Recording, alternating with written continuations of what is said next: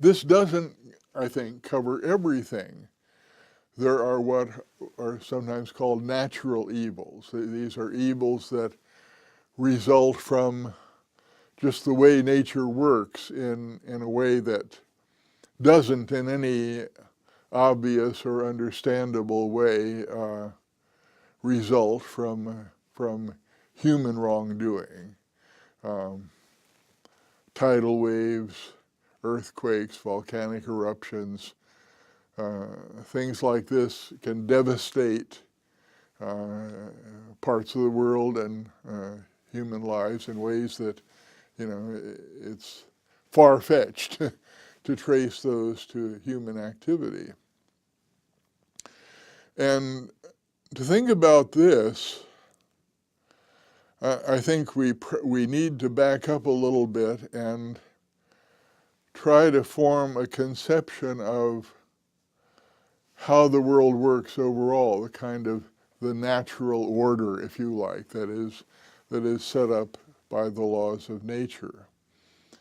And when we do that, one of the things we find is that these disasters are the results of the way things work in a broader framework, which as a whole is conducive to life and conducive to the flourishing of living creatures.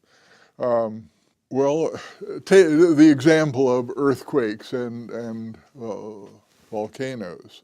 Okay, an important part of what causes earthquakes is what is known in geology as plate tectonics. It seems that on the surface of the surface of the Earth, the solid surface of the Earth, consists of a number of huge plates of rock that are essentially floating on a sea of molten rock underneath.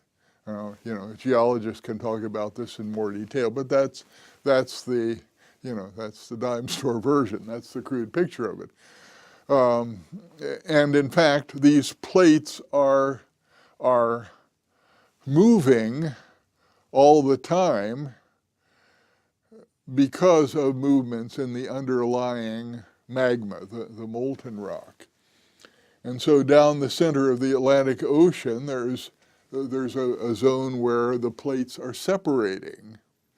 And Iceland happens to be sitting right on top of this, and that's why they have so many volcanoes.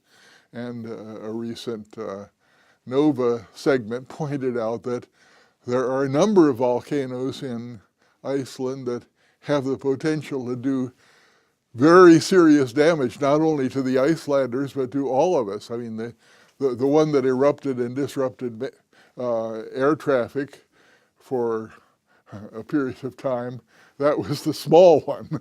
That was the less damaging than others that can erupt, that have erupted in the past. Okay, well, so it looks like this system of plate tectonics with the plates floating on the magma, it can be responsible for a lot of really devastating things.